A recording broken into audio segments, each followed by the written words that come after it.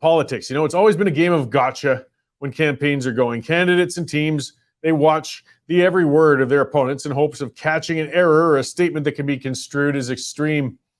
Danielle Smith handed her political opponents a bombshell last week when she mused about cancer care while interviewing a naturopath during a podcast. So I'm going to quote exactly what Danielle Smith said.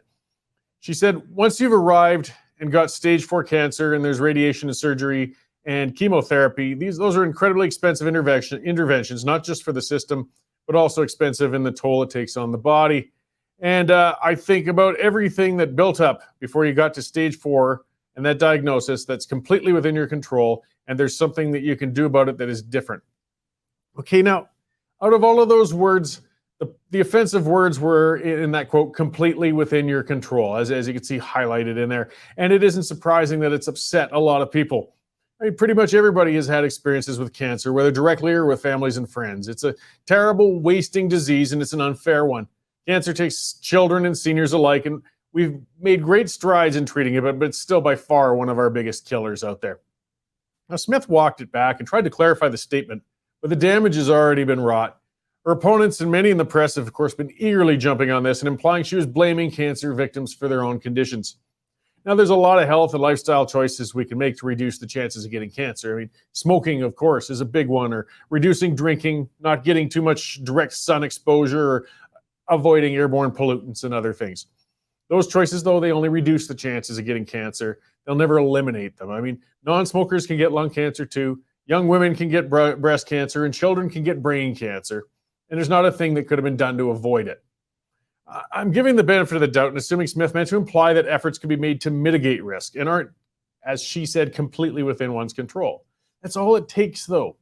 One sentence uttered, whether intentionally or taken out of context, can destroy an entire discussion, or in this case, maybe a campaign. Danielle Smith's strength has been her inquiring interviews, where she verbally walks down the path of speculation, whether politically or even in areas like healthcare. She mentally meanders verbally, and it makes for an interesting listen. That was part of what made her such a popular talk radio host and allowed her to regain public support and respect after the Wild Rose party floor crossing debacle from years ago. Unfortunately, though, Smith's verbose style also creates a minefield for herself. The more words you utter, the better the chances you're going to inadvertently come out with something that's going to stir controversy you didn't want to. And it's not such a big problem when you're in media, though she did run afoul of her bosses a number of times while in talk radio.